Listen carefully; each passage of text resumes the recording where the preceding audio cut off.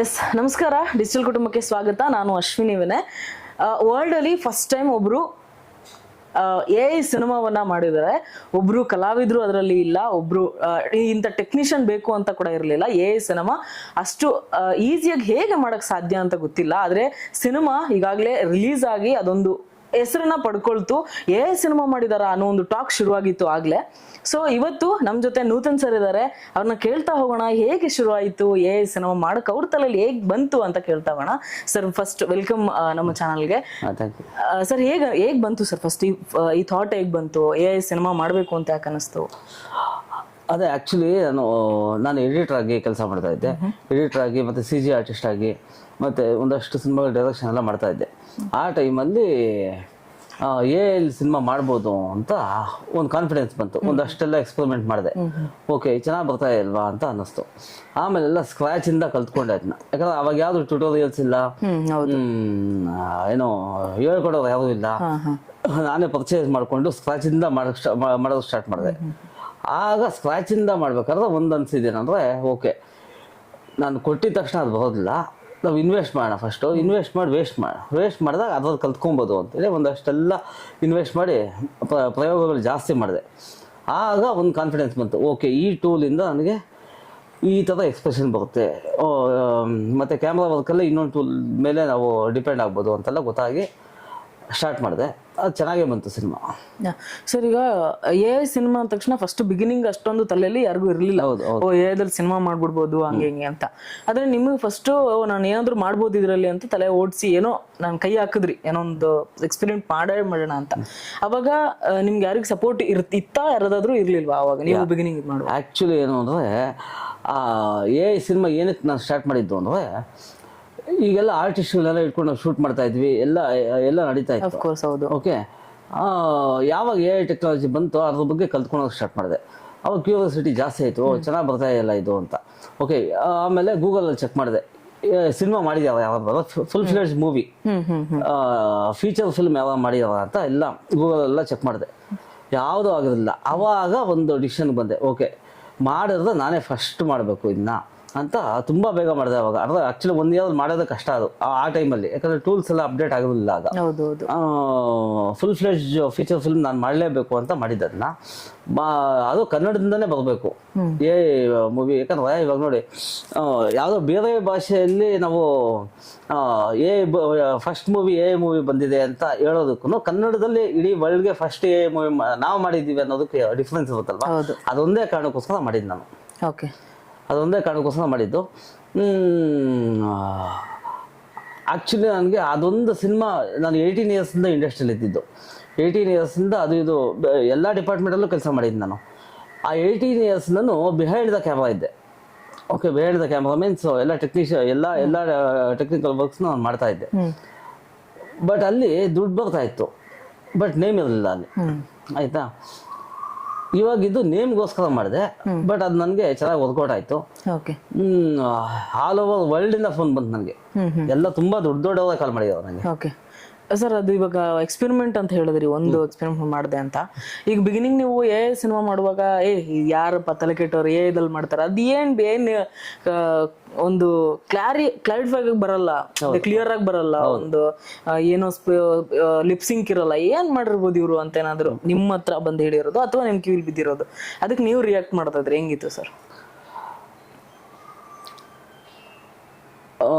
ಅಂದ್ರೆ ನನ್ಗೆ maximum positive response ಬಂತು, ನೆಗೆಟಿವ್ ರೆಸ್ಪಾನ್ಸ್ ಬಂತು, ಅದನ್ನ ತಗೊಂತೀನಿ. ನೆಗೆಟಿವ್ ರೆಸ್ಪಾನ್ಸ್ ಏನಾದ್ರು ಲಿಪ್ಸಿಂಗು ಅದು ಇದು. ಆಮೇಲೆ ಲಿಪ್ಸಿಂಗ್ ಚೆನ್ನಾಗಿದೆ ಆಕ್ಚುಲಿ ಸಿನಿಮಾದಲ್ಲಿ. ನಾನೇನ್ ಮಾಡಿದೆ, ಡಬ್ಬಿಂಗ್ ಎಲ್ಲ ತಗೊಂಡೆ ನಾನು. ಅದೊಂದು ತಪ್ಪು ಮಾಡಿದ್ ನಾನು.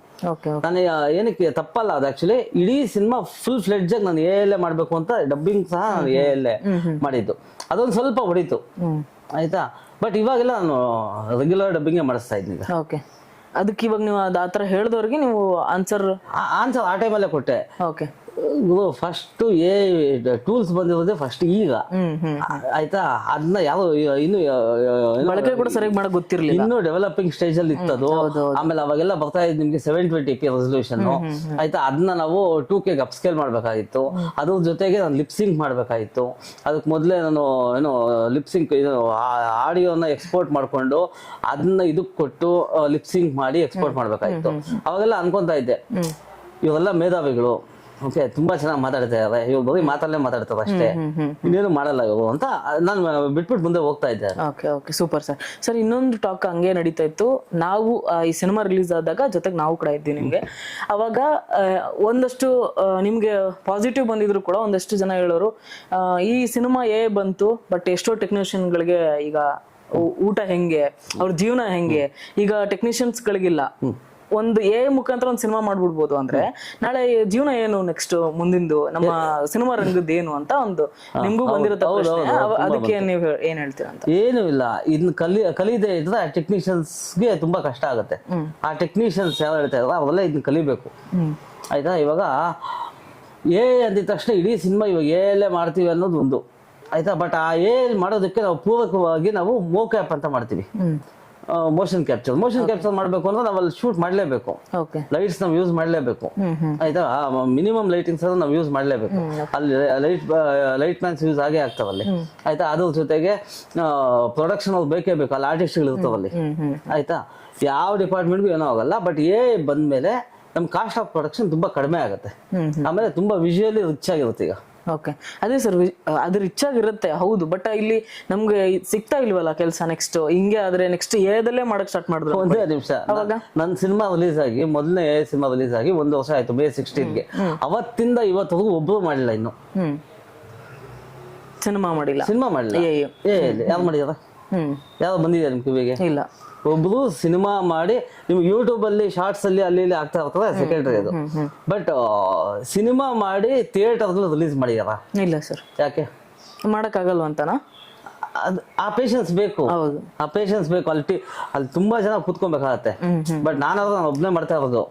ಬಟ್ ಅದು ನನ್ ಪ್ಲಸ್ ಪಾಯಿಂಟ್ ಹೇಳ್ಬಿಡ್ತೀನಿ ಏನು ಅಂತ. ನಾನು ಸ್ಕ್ರಾಚ್ ಇಂದ ಕಲ್ತಿರೋದ್ರಿಂದ ಓಕೆ, ಪ್ಲಸ್ ಯಾವುದು ಮೈನಸ್ ಯಾವುದು ನನಗೆ ಗೊತ್ತಾಗ್ಬಿಡುತ್ತೆ. ಆಮೇಲೆ ಸ್ಪೀಡ್ ಆಫ್ ವರ್ಕ್ ತುಂಬಾ ಸ್ಪೀಡ್ ಆಗಿ ಮಾಡ್ಬಿಡುತ್ತೆ, ನನಗೆ ಗೊತ್ತಾಗ್ಬಿಡುತ್ತೆ. ಬಟ್ ಈಗ ಕಲಿಯೋರ್ಗೆ ಏನಾಗುತ್ತೆ, ನಾನು ಮಾಡ್ಬೇಕಾದ್ರೆ ಇದ್ದಿದ್ದೇ ಒಂದಷ್ಟು ಟೂಲ್ಸು, ಅಷ್ಟೇ ಲಿಮಿಟೇಷನ್ಸು, ಅಷ್ಟ್ರ ಒಳಗಡೆ ಆಟ ಆಡ್ಬೇಕಾಯ್ತು. ಬಟ್ ಇವಾಗ ಹಂಗಲ್ಲ, ಒಂದೊಂದು ದಿನಕ್ಕೂ ಒಂದೊಂದು ಅಪ್ಡೇಟ್ ಬರ್ತಾ ಇದೆ. ಹೌದು. ಸೊ ಎಲ್ಲಾ ಕಲ್ತ್ಕೊಂಡು ಹೋಗ್ಬೇಕು ಅವರು. ಗೊತ್ತಾಯ್ತಾ? ಅಂದ್ರೆ ಕಲ್ತ್ರೆ ಮಾಡ್ಬೋದು ಅಂತನಾ? ಕಲ್ತ್ರೆ ಮಾಡ್ಬೋದು ಅಂದ್ರೆ ಇವಾಗ ನೀವು ಇನ್ನೊಂದು ಹೇಳ್ತಾ ಇರೋದು, ಸಿನಿಮಾ ಮಾಡಿದ್ರೆ ಏನ್ ಈ ನಮ್ಮ ಕಲಾವಿದರಿಗೆ ಅಥವಾ ತಂತ್ರಜ್ಞಾನಿಗೆ ಏನು ಆಗಲ್ಲ, ಅವ್ರಿಗೂ ಕೆಲಸ ಸಿಗುತ್ತೆ ಅಂತನಾ? ನೋಡಿ, ಆರ್ಟಿಸ್ಟ್ಗಳನ್ನ ಮಾಡಿ ಅದ್ರ ಜೊತೆಗೆ ಮೋಷನ್ ಕ್ಯಾಪ್ಚರ್ ಯೂಸ್ ಮಾಡಿ ಆರ್ಟಿಸ್ಟ್ಗಳಿಗೆ ಕೆಲಸ ಸಿಗ್ತಾ ಅಲ್ಲಿ. ಅದ್ರ ಜೊತೆಗೆ ಟೆಕ್ನಿಷಿಯನ್ಸ್ ಇವಾಗ ಇಲ್ಲಿ ನಾನು ಒಬ್ನೇ ಮಾಡೋದು, ಯಾಕಂದ್ರೆ ಅದ್ ನನ್ಗೆ ಅವಾಗಿಂದ ಬಂದ್ಬಿಟ್ಟಿದೆ, ನಾನು ಒಬ್ನೇ ಮಾಡೋದು ಇಲ್ಲಿ. ಬಟ್ ನಿಮ್ ಸಿನಿಮಾನ ನೀವೇನಕ್ಕೆ ಒಬ್ಬರೇ ಮಾಡ್ತೀರಾ? ನೀವು ಒಬ್ಬರೇ ಮಾಡ್ತೀರಾ, ಕೆಲಸ ಕೊಡಿ ಅಂತನಾ? ಆಯ್ತಾ. ನಿಮ್ ಜೊತೆ ಒಂದ್ 50 ಜನಕ್ಕೆ ಕೊಡಿ. 50 ಜನ ಇರೋ ಸಾಲ ಅಲ್ಲ ಒಂದ್ ಸಿನಿಮಾಗೆ, ಒಂದ್ 50 ಜನಕ್ಕೆ ಕೆಲಸ ಕೊಡಿ. ಅದೇ ಎಡಿಟರ್ಸ್, ಅದೇ ಆನಿಮೇಟರ್ಸ್. ಇವಾಗ ಟ್ರೆಡಿಷನಲ್ ಮೆಥಡ್ ಯಾವ್ದಿತ್ತು ಅನಿಮೇಷನ್, ಅದನ್ನೆಲ್ಲ ಇದು ಬೀಟ್ ಮಾಡ್ತಾ ಇದೆ ಈಗ. ಸೊ ಅದೇ ಆನಿಮೇಟರ್ಸ್ ಇಲ್ಲಿಗೆ ಬರ್ತವೆ. ಓಕೆನಾ? ಇಷ್ಟೇ ಹೊಸ ಟೆಕ್ನಿಷಿಯನ್ಸ್ ಉಟ್ಕೊಂತವಲ್ಲಿ ಇಂದ, ಆಯ್ತಾ. ನಿಮ್ಗೆ ಸಿಂಪಲ್ ಆಗಿ ಹೇಳ್ತೀನಿ, ಇವಾಗ ಕನ್ನಡದ ತಗೊಳೋದು KGF, ಆಯ್ತಾ. ತುಂಬಾ ವಾಸ್ಟ್ ಬಜೆಟ್ ಅದು, ತುಂಬಾ ದೊಡ್ಡ ಬಜೆಟ್ ಅದು. ಆ ಟೈಮಲ್ಲಿ ಇದ್ದಿಲ್ಲ 100% ಯೂಸ್ ಮಾಡ್ತಾ ಇದ್ರು, ಆಯ್ತಾ. ಎಲ್ಲೆಲ್ಲಿ ಕಾಸ್ಟ್ ಕಟಿಂಗ್ ಮಾಡ್ಬೋದು ಅದೆಲ್ಲ ಮಾಡ್ತಾ ಇದ್ರು. ಎಕ್ಸಾಂಪಲ್ ಇವಾಗ ಅವ್ರದ್ದು ಇದು ಬಂದಿದೆಯಲ್ವಾ, ಯಾವುದು ಟಾಕ್ಸಿಕ್ ಅಲ್ಲ, ಇನ್ನೊಂದು ರಾಮಾಯಣ ಅಲ್ಲ, ತೆಲುಗು ಸಿನಿಮಾ ಡ್ರ್ಯಾಗನ್ ಅಂತ, ಅದೇ ಪ್ರಶಾಂತ್ ನೀಲ್ ಅವ್ರದೇ. ನೀವು ಅದು ಗ್ಲಿಮ್ಸ್ ಬಿಟ್ಟಿದ್ದಾರೆ, ಅದ್ರಲ್ಲಿ ನೋಡಿ ಸ್ಟಾರ್ಟಿಂಗು ನಿಮ್ಗೆ half of the glimpse teaser ನಿಮ್ಗೆ ಇದೇ ಇದೆ, ಯಾವುದು ಫುಟೇಜೇ ಇದೆ. ಸೊ ಅದೆಲ್ಲ ಅನುಕೂಲ ಅಲ್ವಾ ಅವ್ರಿಗೆ, ಅನಿಮೇಷನ್ ಮಾಡೋ ಬದಲು ಅದು ಅನುಕೂಲ ಅಲ್ವಾ? ಓಕೆ ಸರ್, ಈಗ ಬಿಗಿನಿಂಗ್ ಹೇಳ್ತಾರೆ ಸಿನಿಮಾ ನೀವು ಸ್ವಲ್ಪ ಕಲ್ತ್ಬಿಟ್ಟು ಸಿನಿಮಾ ಕೈ ಹಾಕಿದ್ರಿ. ಓಕೆ, ಈಗ ನೀವು ಹೇಳಿದ್ರಿ ತಂತ್ರಜ್ಞಾನ ಸಿಕ್ತು ಅಂತ, ಕೆಲಸ ಸಿಗತ್ತೆ ಅಂತ. ಆದ್ರೆ ಈಗ ನನ್ನ ಇನ್ನೊಂದು ಕ್ವಶನು, ನೀವು ಇವಾಗ ಸಿನಿಮಾ ಫುಲ್ ಸಿನಿಮಾನೇ ಮಾಡಿದ್ರಿ. ಬಿಗಿನಿಂಗ್ ಈಗ ಚಿಕ್ಕ ಪುಟ್ಟ ಶಾರ್ಟ್ ಮೂವಿ ಮಾಡ್ಕೊಂಡು ಅದೆಲ್ಲ ಮಾಡ್ಕೊಂಡು ಇದು ಮಾಡಿರ್ತಾರೆ, ಬಟ್ ನೀವು ಆ ಥರದ್ದು ಏನಾದರೂ ಎಕ್ಸ್ಪೆರಿಮೆಂಟ್ ಮಾಡಿದ್ರ? ಶಾರ್ಟ್ ಮೂವಿ ಆ ಥರ ಮಾಡಬೇಕು, ಈ ಥರ ಒಂದು ಮಾಡ್ಬಿಟ್ಟು ಆಮೇಲೆ ಸಿನಿಮಾಗೆ ಹೋಗೋಣ ಅಂತೀರ ಏನಾದ್ರು ಅನ್ಕೊಂಡ್ರ? ನಾನು ಕಲ್ಪನೆನೇ ಇರಲಿಲ್ಲ ನಮಗೆ, ಶಾರ್ಟ್ ಮೂವಿ ಮಾಡಬೇಕು ಅನ್ನೋ ಕಲ್ಪನೆನೇ ಇರಲಿಲ್ಲ. ಏನಕ್ಕೆ ಮಾಡಬೇಕು, ಮಾಡ್ತಾ ಇದ್ದೀವಿ, ಸಿನಿಮಾನೇ ಮಾಡೋಣ. ನಾನು ಕಲಿಬೇಕು ಅಂದ್ರೆ ಶಾರ್ಟ್ ಮೂವಿ ಮಾಡೋಣ. ನಾನು ಕಲ್ತ ಮೇಲೆ ಸಿನಿಮಾ ಮಾಡಿದ್ದು. ಓಕೆ ಓಕೆ, ಗೊತ್ತಾಯ್ತಾ? ಕಲಿಬೇಕು ಅಂದಾಗ ಓಕೆ ಹೆಂಗ್ ಬರುತ್ತೆ ನೋಡೋಣ ಅಂತ ಹೇಳ್ಬಿಟ್ಟು ನಾನು ಮೊಬೈಲ್ ಅಲ್ಲಾದ್ರೂ ನೋಡ್ಕೊಂಡು ಸಿಸ್ಟಮ್ ಅಲ್ಲಿ ಅದನ್ನು ತೋರಿಸ್ಬೋದು, ಇಲ್ಲ ಯಾವ್ದಾದ್ರು ತೋರಿಸ್ಬೋದು. ಬೇಡ, ಪ್ರೊಡ್ಯೂಸರ್ ನಾನೇ, ಆಯ್ತಾ, ಸಿನಿಮಾನೇ ಮಾಡೋಣ ಅಂತ ಮಾಡಿದ್ದು. ಓಕೆ ಸರ್, ಈಗ ನೀವು ಸಿನಿಮಾ ಮಾಡಿದ್ರಿಂದ ಎಷ್ಟು ಅದ್ರ ಬೆನಿಫಿಟ್ ಇದೆ, ಎಷ್ಟು ಇದಿದೆ ಸರ್ ಅದರಲ್ಲಿ? ಒಂದು ಕೆಟ್ಟದ್ದು ಒಳ್ಳೆದು ಹೆಂಗ್ ಬಳಕೆ ಮಾಡ್ತೀವಿ ಅದ್ರ ಮೇಲೆ, ಹೆಂಗ್ ಅದನ್ನ ಯೂಸ್ ಮಾಡ್ಬೋದು ಸರ್? ಇವಾಗ ನಾನು ತುಂಬಾ ಒಳ್ಳೇದಕ್ಕೆ ಬಳಕೆ ಮಾಡ್ತಾ ಇರೋದು. ನಾನು ತುಂಬಾ ಒಳ್ಳೇದಕ್ಕೆ, ಯಾಕಂದ್ರೆ ಈಗ love you first movie release ಆಗಿತ್ತು, ಆಯ್ತಾ? ಅದು ಪ್ಯೂರ್ ಲವ್ ಸ್ಟೋರಿ. ಒಂದು ಆಕ್ಚುಲಿ ನೀವು ಲವ್ ಸ್ಟೋರಿ ಮಾಡೋದು ಆ ಟೈಮಲ್ಲಿ ಕಷ್ಟ. ನೀವು ಅದೇ ಇದು ವಿಜುವಲ್ ಎಫೆಕ್ಟ್ಸ್ ಅಥವಾ ಸೈನ್ಸ್ ಫಿಕ್ಷನ್ ಅಂದ್ರೆ ತುಂಬಾ ಈಸಿಯಾಗಿ ಮಾಡ್ಬಿಡ್ತಾ ಇದ್ರಿ. ನಾನು ಲವ್ ಸ್ಟೋರಿ ಏನಕ್ಕೆ ಮಾಡಿದ್ದು ಅಂದ್ರೆ ಆ ಟೈಮಲ್ಲಿ ನಿಮ್ಗೆ ಎಮೋಷನ್ಸ್ ಕ್ಯಾಪ್ಚರ್ ಆಗ್ತಾ ಇರಲಿಲ್ಲ. ಅದನ್ನ ಚಾಲೆಂಜ್ ಆಗಿ ಇಟ್ಕೊಂಡು ನಾನು ಲವ್ ಸ್ಟೋರಿ ಮಾಡಿದ್ ನಾನು, ಆಯ್ತಾ? ಲವ್ ಸ್ಟೋರಿ ನಾನು ಆರಾಮಾಗಿ ಶೂಟ್ ಮಾಡ್ಬೋದಾಯ್ತಲ್ವಾ, ಆಯ್ತಾ? ಬಟ್ ಈಗ ನಾನು ಕೆಂಪೇಗೌಡ ಮಾಡ್ತಾ ಇದ್ದೀನಿ, me with the king Kempegowda ಅಂತ. ನಾನು ಆ ಸಿನಿಮಾ ನಾನು ಮಾಡ್ಬೇಕು ಅಂದ್ರೆ ನನಗೆ ಏನಿಲ್ಲ ಅಂದ್ರೆ ಒಂದು 500 ಕೋಟಿ ಬೇಕು ಬಜೆಟ್ ಮಿನಿಮಮ್. ನನ್ಗೆ ಅದು ತುಂಬಾ ಈಸಿಯಾಗಿ ಕಂಪ್ಲೀಟ್ ಆಗುತ್ತೆ. ಆ 500 ಕೋಟಿ ನೀವು ಎಲ್ಲಿ ಇನ್ವೆಸ್ಟ್ ಮಾಡ್ತೀರಾ? ಇಡೀ ಸಿನಿಮಾ ನೀವು ಕರ್ನಾಟಕದಲ್ಲೇ ಶೂಟ್ ಮಾಡ್ತೀರಾ? ಅದಕ್ಕೋಸ್ಕರ ಒಂದು ದೊಡ್ಡ ಸ್ಟುಡಿಯೋ ಬೇಕು. ಯಾವ್ದ್ರ ಮೇಲೆ ಡಿಪೆಂಡ್ ಆಗ್ತದೆ? ಹೈದ್ರಾಬಾದಲ್ಲೋ ಎಲ್ಲ ಒಂದ್ ಕಡೆ ಹೋಗಿ ಡಿಪೆಂಡ್ ಆಗ್ತದ. ನಿಮ್ ಇನ್ಕಮ್ ಎಲ್ಲ ಎಲ್ಲಿ ಹೋಗುತ್ತಾಗ? ಅದೇ ಹೈದ್ರಾಬಾದ್ಗೆ ಹೋಗುತ್ತೆ, ಚೆನ್ನೈ ಸ್ಟುಡಿಯೋಸ್ಗೆ ಹೋಗುತ್ತೆ, ಆಯ್ತಾ? ಇಷ್ಟು ನಂದು ಪರಿಕಲ್ಪನೆ ಏನಂದ್ರೆ,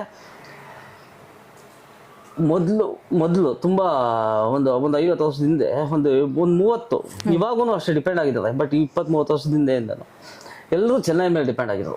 ಸಿನಿಮಾ ಅಂದಿದ ತಕ್ಷಣ ಓಕೆ 5.1 ಮಾಡಿಸ್ಬೇಕಾ, ಓಕೆ ಚೆನ್ನೈಗೆ ಹೋಗೋಣ, ಮ್ಯೂಸಿಕ್ ಸೌಂಡ್ ಎಫೆಕ್ಟ್ಸ್ ಚೆನ್ನೈಗೆ ಹೋಗೋಣ, ಅಲ್ಗೋಣ, ಎಲ್ಲ ಇಲ್ಲೇ ಇದೆಯಲ್ಲ, ಆಯ್ತಾ? ಇವಾಗ ಶಂಕರ್ ನಾಗ್ ಸರ್ ಅಲ್ಲಿ ಮಾಡೋದು ಬೇಡ ಅಂತ ತಾನೆ ಇಲ್ಲಿ ಸ್ಟುಡಿಯೋ ಮಾಡಿದ್ದು, ಆಯ್ತಾ? ಮತ್ತೆ ಈಗ್ಲೂ ನಾವು ಅಲ್ಲಿಗೆ ಹೋಗೋಣ, ಆ ಫಾರಿನ್ಗೆ ಹೋಗೋಣ, ಎಲ್ಲ ಇಲ್ಲೇ ಇದೆ. ಇಲ್ಲಿರೋರ್ಗೆ ಟ್ರೈನ್ ಮಾಡಿ ಕನ್ನಡದವ್ರು ಕೆಲಸ ಕೊಡಿ, ಆಯ್ತಾ? ಆಟೋಮೆಟಿಕ್ ಆಗಿ ಇದು ಏನೋ ಇಂಡಸ್ಟ್ರಿ ಇಂಪ್ರೂವ್ ಆಗುತ್ತೆ. ಅದು ಬಿಟ್ಟು ಇಲ್ಲ ಏನೋ ಕನ್ನಡದಲ್ಲಿ ನಾನು ಯಾವಾಗ ಹೇಳ್ತಾ ಇರೋದು, ಕನ್ನಡದಲ್ಲಿ ನಾನು ದೊಡ್ಡವ್ರೆ, ಕನ್ನಡದಲ್ಲಿ ನಾನು ಮುಂದೆ ಸಿನಿಮಾ ಮಾಡೋದಿಲ್ಲ, ಬೇರೆ ಭಾಷೆ ಲ್ಯಾಂಗ್ವೇಜ್ ಅಲ್ಲಿ ಮಾಡ್ತೀನಿ, ಮಲಯಾಳಂ ಮಾಡ್ತೀನಿ, ಅಲ್ಲಿ ಮಾಡ್ತೀನಿ ನೀನ್ ಇಲ್ಲೇ ಏನೋ ಕಿಸಕ್ ಆಗೋದಿಲ್ಲ, ಇನ್ನು ಅಲ್ಲಿ ಹೋಗ್ಬಿಟ್ಟು ಏನ್ ಮಾಡ್ತೀಯಾ, ಆಯ್ತಾ ಅಂತ ಮನ್ಸಲ್ಲಿ ಅನ್ಕೊಂಡೆ ಅಷ್ಟೇ, ಆಯ್ತಾ? ಅದಕ್ಕೆ ಇಲ್ಲಿ ಗೆದ್ರೆ ಅವ್ನು ಎಲ್ಲಿ ಬೇಕಾದ್ರೂ ಗೆಲ್ತಾನೆ. ನಿಮ್ಗೆ ಎಕ್ಸಾಂಪಲ್ಸ್ ನಿಮ್ ಕಣ್ ಮುಂದೆನೇ ಇದೆ. ಪ್ರಶಾಂತ್ ನೀಲ್ ಆಗ್ಲಿ ಅಥವಾ ನಮ್ಮ ಇದು ರಿಷಬ್ ಶೆಟ್ಟಿ ಅವರಾಗಿರ್ಲಿ, ಯಾರೇ ಆಗಿರ್ಲಿ, ಆಯ್ತಾ? ಉಪ್ಪಿ ಸರ್ ಅಷ್ಟೇ, ಸಿನಿಮಾ ಏನೋ ಪ್ಯಾನ್ ಇಂಡಿಯಾ ಮಾಡಿಲ್ವಲ್ಲ, ಸಿನಿಮಾ ತಗೊಂಡೋಯ್ತು ಅಲ್ಲಿಗೆ ಅಷ್ಟೇ. ಓಕೆ ಸರ್, ಹೀರೋ ಹೀರೋಯಿನ್ ಒಂದು ಮೇನ್ ಪಾಯಿಂಟ್ ಬರುತ್ತೆ ಸಿನಿಮಾ ಅಂದ ತಕ್ಷಣ. ಈಗಿನ ಜನ ನೋಡೋದೇ ನಮ್ಮ ಯಾರೊಬ್ರು ಒಳ್ಳೆ ಫೇಮ್ ಆಕ್ಟರ್ ಇದಾರೆ ಅಂತಾನೆ ಅಲ್ವಾ? ಈಗ ಅಂತ ದೊಡ್ಡ ಆಕ್ಟರ್ ಸಿನಿಮಾಗಳೇ ಒಂದೊಂದ್ಸತಿ ಥಿಯೇಟರ್ ಅಲ್ಲಿ ನಿಲ್ಲೋದು ತುಂಬಾ ಕಷ್ಟ ಆಗಿದೆ ಈ ಟೈಮಲ್ಲಿ. ಸಿನಿಮಾ ಹೆಂಗೆ ಸರ್, ಹೆಂಗ್ ನಿಲ್ಲುತ್ತೆ ಅಂದ್ರೆ ಹೆಂಗ್ ಜನ ಅದನ್ನ ಅಕ್ಸೆಪ್ಟ್ ಮಾಡ್ಕೋತಾರೆ? 100% ಅಕ್ಸೆಪ್ಟ್ ಮಾಡ್ತವೆ. ಎಕ್ಸಾಂಪಲ್ ಹೇಳ್ತೀನಿ ನಾನು. ಇವಾಗ ನಾನು ಕೆಂಪೇಗೌಡ ಮೂವಿ ಮಾಡ್ತಾ ಇದ್ದೀನಿ. ಕೆಂಪೇಗೌಡ ಮೂವಿಗೆ ನಂಗೆ 500 ಕೋಟಿ ಬಜೆಟ್ ಬೇಕು, ಕೊಡೋದು ಯಾರು ಇಲ್ಲ ಇಲ್ಲಿ, ಆಯ್ತಾ? 500 crores ಬೇಕು ನಂಗೆ, ಆ ರಿಚ್ನೆಸ್ ಬೇಕು ಅಂದ್ರೆ ನಂಗೆ ಅಷ್ಟು ಬೇಕು. ನನಗೆ ನಂಗೆ ತುಂಬಾ ಈಸಿಯಾಗಿ ಆಗುತ್ತೆ ಕೆಲಸ. ಬಟ್ ಅದು ಅದೇ ತರ ರೀತಿ ಬರ್ಬೇಕಲ್ವಾ ಸರ್? ನಿಮ್ಗೆ ತೋರಿಸ್ತೀನಿ ಆಮೇಲೆ ಒಂದು ಶಾರ್ಟ್ ತೋರಿಸ್ತೀನಿ ನೋಡಿ. ನೀವು ಲವ್ ಯು ನೋಡಿರಲ್ವಾ? ಲವ್ ಯುಗೂ ಇದಕ್ಕೂ ಕಂಪೇರ್ ಮಾಡಿ, ನಿಮ್ಗೆ ಗೊತ್ತಾಗ್ಬಿಡುತ್ತೆ. ಅಂದ್ರೆ ನೋಡೋ ಪ್ರೇಕ್ಷಕರಿಗೆ ನಿರಾಸೆ ಆಗಲ್ಲ, ಯಾವುದೇ ಕಾರಣಕ್ಕೂ ನಿರಾಸೆ ಆಗಲ್ಲ. ಏನ್ ಗೊತ್ತು ಹಿಂಗ್ ಬಂದ್ಬಿಡಿದೆ ಅಂತ. ಈಗ ಒಂಬಳೆ ಸಿನಿಮಾ ಕಡೆಯಿಂದ ಒಂದು ಬಂತು ಸರ್ ಸಿನಿಮಾ ಮಹಾವತಾರ ನರಸಿಂಹ, ಅದು ಹೇಗಿರುತ್ತೆ ಸರ್? ಒಂದೇ ಒಂದ್ ಸೆಕೆಂಡ್ ಇಲ್ಲಿ ಬಂತು ಕ್ವಶನ್. ಈಗ ನೀವು ಆಗ್ಲೇ ಕೇಳಿದ್ರಿ ಬಂದ್ಮೇಲೆ ಟೆಕ್ನಿಷಿಯನ್ ಕೆಲಸ ಅವೆಲ್ಲ ಆರ್ಟಿಸ್ಟ್ ಕೆಲಸ. ಮಹಾವತಾರ ನರಸಿಂಹ ಏನು? ಹೌದು, ಅದೇ ಅದು ಅಲ್ಲ, ಆಯ್ತಾ? 3D ಅನಿಮೇಷನ್ ಮಾಡಿರ್ಬೋದು, ಬಟ್ ಅದು ಬಂದಾಗ ಯಾಕೆ ಕ್ವಶನ್ ಕೇಳಿಲ್ಲ, ಕ್ವಶನ್ ಮಾಡ್ಲಿಲ್ಲ. ಗೊತ್ತಾಯ್ತಾ? ಇಷ್ಟೇ ಟೆಕ್ನಾಲಜಿ ಬಂದಾಗ ನಾವು ಅದನ್ನ ಅಡಾಪ್ಟ್ ಮಾಡ್ಕೊಬೇಕು. ಇಲ್ಲ ಅಂದ್ರೆ ನಾವು ತುಂಬಾ ಹಿಂದೆ ಹೋಗ್ತೀವಿ. ಇವಾಗ ನೀವೇ ಎಕ್ಸಾಂಪಲ್, ಇವಾಗ ಏನೋ ಇವಾಗ ವರ್ಟಿಕಲ್ ಯೂಟ್ಯೂಬ್ ಅಲ್ಲಿ ವರ್ಟಿಕಲ್ಸ್ ಜಾಸ್ತಿ ಹೋಗ್ತಾ ಇದೆ, ವರ್ಟಿಕಲ್ ರೀಲ್ಸ್ ಎಲ್ಲ, ಆಯ್ತಾ? ಏನಕ್ಕೆ? ಅದು ಬೇಡ, ಅದನ್ನ ಬೇಡ, ಸಿನಿಮಾನ ಥಿಯೇಟರ್ ಅಲ್ಲೇ ನೋಡ್ತೀನಿ ಅಂದಾಗ ವರ್ಟಿಕಲ್ ನಮ್ಗೆ ಬೇಕಾಗಿಲ್ಲ. ಆಗ ಓಕೆನಾ. ಅದಕ್ಕೆ ಸಿನಿಮಾ ಥರನೇ ನಾವು ತೋರಿಸ್ಬೇಕು ಅಂದಾಗ ಅದಕ್ಕೆ ನಾನು ನಿಮ್ಗೆ ಹೇಳಿದೆ, ಇದು ಪ್ರೆಸ್ ಮೀಟಲ್ಲಿ ನೀವು ಇದ್ದಲ್ವಾ, ನಾನು ಹೇಳಿದ್ದೀನಿ 2 years ನಾನು ಲವ್ ಯು ಸಿನಿಮಾನ ಯಾವ OTTಗೂ ನಾನು ಕೊಡೋದಿಲ್ಲ ಅಂತ. ಇದುವರೆಗೂ ಕೊಟ್ಟಿಲ್ಲ, ಕೊಡೋದು ಇಲ್ಲ. ನಾನೇ ಹಾಕ್ತೀನಿ ನನ್ನ ಯೂಟ್ಯೂಬ್ ಚಾನಲ್ ಎಲ್ಲ ಒಂದ್ ಕಡೆ ಹಾಕೊಂತೀನಿ ನಾನು. ಆಯ್ತಾ, ಏನಕ್ಕೆ ಅಂದ್ರೆ OTTಗೆ ಇವಾಗ ಯಾವ್ದೋ ಒಂದು ಸಿನಿಮಾ ಬರುತ್ತೆ, ಸಿನಿಮಾ ನೋಡಕ್ ಹೋಗಿರುತ್ತೆ. ನಾನು ನೋಡಕ್ ಹೋದಾಗ ಸ್ಟಾರ್ಟಿಂಗ್ ಬಂದ್ಬಿಡುತ್ತೆ ಅಮೆಝಾನ್ ಪ್ರೈಮಲ್ಲಿ ಸಿಗುತ್ತೆ. ನೆಕ್ಸ್ಟ್ ಯಾವಾಗ ನೆಕ್ಸ್ಟ್ ಅಂದ್ರೆ ಇನ್ನೊಂದು 15-20 ದಿನಕ್ಕೆ. ಆ ಖುಷಿಗೆ ನಾನೇನ್ ಥಿಯೇಟರ್ಗೆ ಬಂದಿದ್ನಿ, ಇನ್ನು 15-20 ದಿನಕ್ಕೆ ನೋಡ್ಬೋದಲ್ಲ. ಸೊ ಸಿನಿಮಾ ಯಾವತ್ತಿದ್ರು ಥಿಯೇಟರ್ಗೆ, ಆ ದೊಡ್ಡ ಸ್ಕ್ರೀನ್ ಅಲ್ಲಿ ಸಿಗೋ ಮಜಾನೇ ಬೇರೆ. ಇಲ್ಲಿ ಮನೇಲಿ ಕೂತ್ಕೊಂಡು ನೋಡೋಣ, ಅದ್ಬೇಕಾದ್ರೆ ಸೀರಿಯಲ್ಗಳೆಲ್ಲ ಬರ್ತಾ ಇದೆಯಲ್ಲ, ಆಯ್ತು ನೀವು ಅಮೆಝಾನ್ ಪ್ರೈಮ್ ಇದು OTT ಕೊಡ್ತೀರ ಅಂದಾಗ ನೀವು ಸೀರಿಯಲ್ನ ಕಿಲ್ ಮಾಡ್ತಾ ಇರಲ್ವಾ, ಮನೇಲಿರೋ ಹೆಂಗಸರಿಗೆ ಸೀರಿಯಲ್ ಕಿಲ್ ಮಾಡ್ತಾ ಇರ್ತಾರೆ, ಚಿಕ್ಕ ಸ್ಕ್ರೀನ್ ಕಿಲ್ ಮಾಡ್ತಾ ಇರಲ್ವಾ.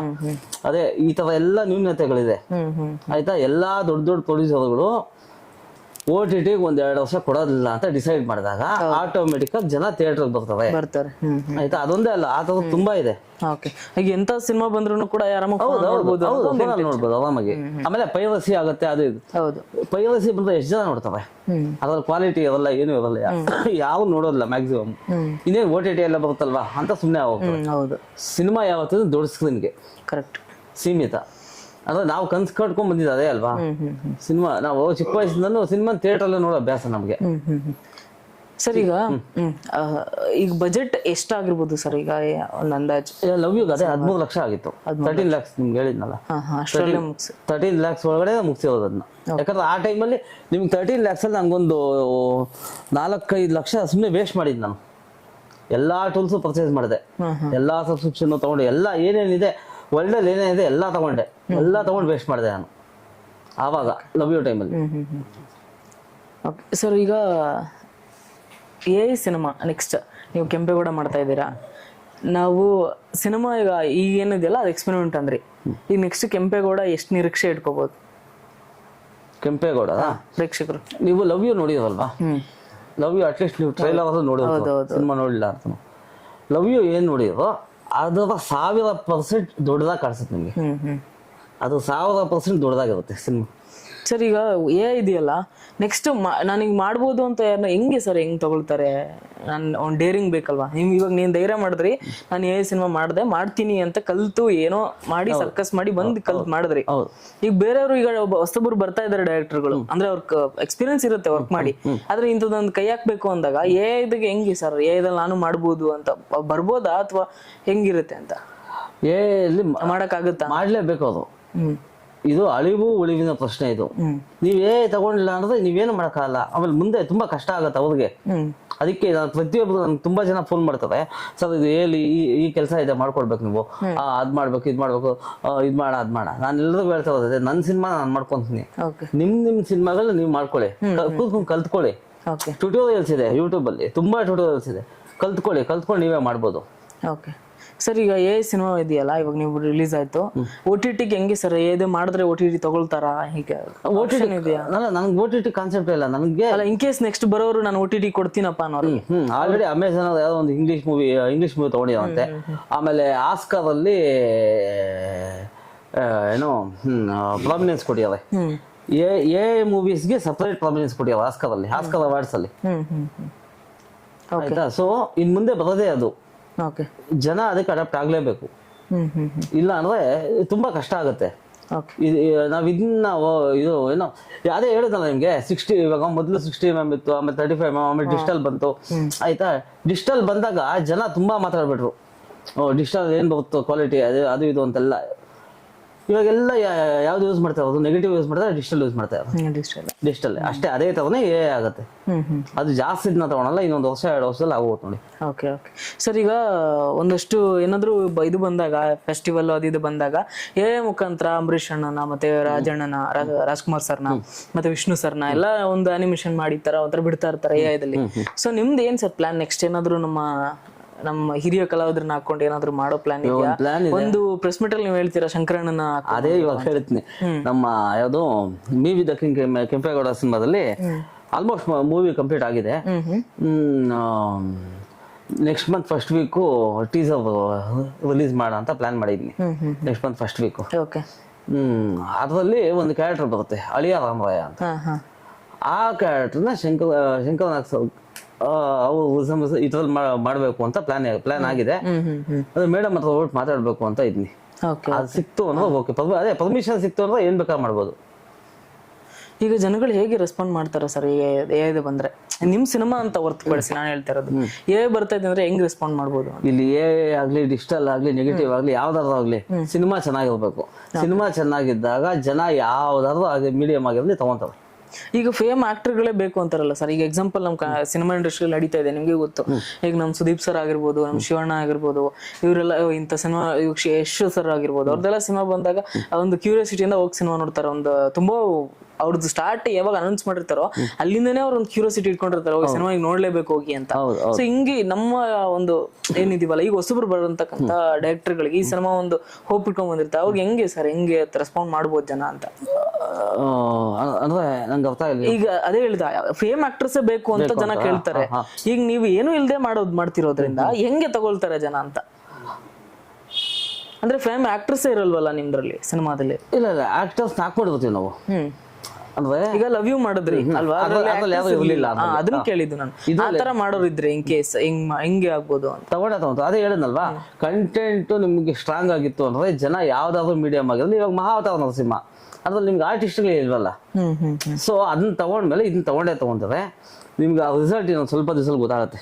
ಕೆಂಪೇಗೌಡ ಮೂಲಕ ನಿಮ್ಗೆ ತುಂಬಾ ದೊಡ್ಡದಾಗಿ ಗೊತ್ತಾಗುತ್ತೆ. ಓಕೆ ಸರ್, ಇನ್ನೊಂದು ವಿಷಯ ಏನಂದ್ರೆ ಈ ಬಾಲಿವುಡ್ಗಳಲ್ಲೆಲ್ಲ ಸಿನಿಮಾಗಳಿಗೆಲ್ಲ ವಿರೋಧ ಮಾಡ್ತಾರೆ ಅಂತ ಕೇಳ್ಪಟ್ಟಿದ್ವಿ. ಸೊ ಏನಕ್ಕೆ ಇರ್ಬೋದು? ಇದು ರಾಂಗ್ ಇನ್ಫಾರ್ಮೇಶನ್. ಸಿನಿಮಾಗೆ ಯಾವ ವಿರೋಧ, ಹೀರೋ ಹೀರೋಯಿನ್ಸ್ ಎಲ್ಲ ಡೀಪ್ ಫೇಕ್. ಇವಾಗ ಯಾವ್ದೋ ಹೀರೋಯಿನ್, ಇವಾಗ ಮೊನ್ನೆ ಇವ್ರದ್ದು ಬಂತಲ್ವಾ, ರುಕ್ಮಿಣಿ ವಸಂತ ಅವ್ರದ್ದು, ಆಯ್ತಾ? ಅದೆಲ್ಲ ಡೀಪ್, ಅದೇ ಅದರಿಂದ ಅವ್ರ ತೇಜವಧೆ ಆಗುತ್ತೆ. ಯಾವ ಎಲ್ಲೋ ಕುತ್ಕೊಂಡ್ ಮಾಡಿರ್ತಾನೆ. ಅದೇ ಹೇಳಿದ್ ನಾನ್ ಮಾಡ್ತಾ ಇರೋದು ಒಳ್ಳೆ ಕೆಲಸ, ಕೆಟ್ಟ ಕೆಲಸ ಮಾಡೋದು ಇದಾರೆ. ಸೊ ಅದಕ್ಕೆ ಗವರ್ಮೆಂಟ್ ಇಂದ ಏನಾದ್ರು ಒಂದು ಆಕ್ಷನ್ ತಗೊಬೇಕು ಅಷ್ಟೇ. ಯಾವ ಅಪ್ಲೋಡ್ ಮಾಡಿದಾರೆ, ಎಲ್ಲಿಂದ ಲಿಂಕ್ ಬಂತು ಅಂತೆಲ್ಲ ಟ್ರೇಸ್ ಮಾಡಿ ಅವ್ನ ಹಿಡಿಬಹುದು. ಇನ್ ಕೇಸ್ ಅವ್ರು ಇದ್ರದೊಂದು ಬ್ಯಾಡ್ ಆಕ್ಟಿವಿಟೀಸ್ ನಡೀತದೆ ಒಂದ್ ಸೈಡ್ ಅಲ್ಲಿ, ಒಂದು 90% ಅದು, ಒಂದು 10% ಒಂದು ಒಳ್ಳೇದ್ ಅನ್ಕೊಳ್ಳಿ ಏದಿಂದ. ಇನ್ ಕೇಸ್ ನಮ್ಗೆ ಏದೇ ಬೇಡ, ಟೂಲ್ಸೇ ಬೇಡ ಅಂತ ಏನಾದ್ರು ಅಂದ್ರೆ ನೆಕ್ಸ್ಟ್ ಜನರೇಷನ್ ಹಂಗೆ ಹೇಳಕ್ ಸಾಧ್ಯನೇ ಇಲ್ಲ. ಈಗ ಕೆಟ್ಟ ಬಳಕೆ ನಡೀತಾ ಇದೆಯಲ್ಲ ಸರ್? ಅಲ್ಲ ಅದೆಲ್ಲ ಇವಾಗ ಕಂಟ್ರೋಲ್ ಆಗುತ್ತೆ. ಏನಕ್ಕೆ ಅಂದ್ರೆ ಇವಾಗ ನಾನು ಯೂಸ್ ಮಾಡ್ತಾ ಇದ್ನಲ್ವಾ, ಎಷ್ಟೊಂದು ಸಾಫ್ಟ್ವೇರ್ ಟೂಲ್ಸ್ ಅಲ್ಲಿ ಅಡಲ್ಟ್ ಕಂಟೆಂಟ್ಸ್ ಜನರೇಟ್ ಮಾಡೋವಾಗಿಲ್ಲ, ಪರ್ಮಿಷನ್ ಕೊಡೋದಿಲ್ಲ. ಅದ್ರ ಜೊತೆಗೆ ಮಕ್ಕಳು ಇದನ್ನ ಏನೋ ಮೈನರ್ಸ್ ಎಲ್ಲ ಯೂಸ್ ಮಾಡಂಗಿಲ್ಲ ಈಗ, ಅದೆಲ್ಲ ಇದೆ ಇವಾಗ ಅದು ಆಗುತ್ತೆ. ಅದೇ ಎಲ್ಲ ಟೈಮ್ ತಗೊಳುತ್ತೆ. ಇನ್ನೊಂದು ಮ್ಯಾಕ್ಸಿಮಮ್ ಇನ್ನೊಂದು 6 months 1 year ಒಳಗಡೆ ಅದಕ್ಕೊಂದು ಲಾ ಅಂತ ಬರುತ್ತೆ. ಆ ಲಾ ಬಂದಾಗ ಏನಾಗುತ್ತೆ, ಎಲ್ಲ ಸ್ಟ್ರಿಕ್ಟ್ ಆಗುತ್ತೆ. ಎಲ್ಲಾ ಟೂಲ್ಸ್ ಕಂಪ್ನಿಯವರು ಅದನ್ನ ತಡೀತವೆ. ಇದು ಏನೋ ಅದೇ ಡೀಪ್ ಫೇಕ್ ಮಾಡುವಂಥದ್ದು, ಮತ್ತೆ ಮೈನರ್ಸ್ನೆಲ್ಲ ತುಂಬಾ ಕೆಟ್ಟದಾಗ ತೋರಿಸ್ತಾ ಇದೆ. ಅದ್ರ ಬಗ್ಗೆ ಎಲ್ಲ ಕ್ರಮ ತಗೊಂಡು. ಅಂದ್ರೆ ಬಂದಿದ್ದು ಒಂದ್ ಕಡೆ ಕೆಲವ್ರಿಗೆ ಹೆಲ್ಪ್ ಆಗ್ತಾ ಇದ್ರೆ ಕೆಲವ್ರಿಗೆ ಇದು ದುರ್ಬಳಕೆ ಆಗ್ತಾ ಅದು ಯಾವ್ಗೆ ನಾರ್ಮಲ್ ಆಡಿಯನ್ಸ್ ಯಾವ್ದು ಆಗ್ತಾ ಇಲ್ಲ, ಎಲ್ಲ ದೊಡ್ಡ ಸ್ಟಾರ್ಗಳಿಗೆ ಆಗ್ತಾ ಇದೆ ಅಷ್ಟೇ. ಅದನ್ನ ತಡೆ. ಅದೇ ಇವಾಗ ಅವೆಲ್ಲ ಕೋರ್ಟಲ್ ಕೇಸ್ ಆಗ್ತವೆ. ಸೊ ಅವ್ನು ಯಾವ್ದು ಅಂತ ಗೊತ್ತಾಗತ್ತೆ, ಜೈಲ್ಗೆ ಆಗ್ತವೆ ಅಷ್ಟೇ, ಇದೇನು ಆಗೋದಿಲ್ಲ. ಸರಿ ನೆಕ್ಸ್ಟ್ ಕೆಂಪೇಗೌಡ ನಿರೀಕ್ಷೆ ಹೇಗಿರುತ್ತೆ ಸರ್? ನಿಮ್ಮ ನಿರೀಕ್ಷೆ ಹೇಗಿದೆ? ಥಿಯೇಟರ್ಗೆ ಯಾವಾಗ ಬರ್ಬೇಕು ಅನ್ಕೊಂಡಿದ್ದೀರಾ? ಇವಾಗ ಕೆಂಪೇಗೌಡ ಜಯಂತಿ ಇದೆ ನೆಕ್ಸ್ಟ್ ಮಂತ್ June 27th. ಅವತ್ತೇ ರಿಲೀಸ್ ಮಾಡೋಣ ಅಂತ ಪ್ಲಾನ್ ಇತ್ತು, ಗೊತ್ತಿಲ್ಲ, ಅವತ್ತೇ ಆದ್ರೂ ಆಗ್ಬೋದು. ಮ್ಯಾಕ್ಸಿಮಮ್ 99% ಕಂಪ್ಲೀಟ್ ಆಗಿದೆ. ಇವಾಗ ಕಲೆಕ್ಷನ್ಸ್ ಮಾಡ್ತಾ ಇದ್ದೀನಿ, ಸ್ಟಾರ್ಟಿಂಗ್ ಇಂದ ಕಲೆಕ್ಷನ್ಸ್ ಮಾಡ್ತಾ ಇದ್ದೀನಿ. ಈಗ ಇನ್ನೊಂದು 15 days ಒಳಗಡೆ ವಿಜುವಲ್ ಫಸ್ಟ್ ಕಾಪಿ ರೆಡಿ ಆಗುತ್ತೆ, ಇನ್ಕ್ಲೂಡಿಂಗ್ ಡಬ್ಬಿಂಗ್ ರೆಡಿ ಆಗ್ಬೋದು ಅಷ್ಟರೊಳಗಡೆ.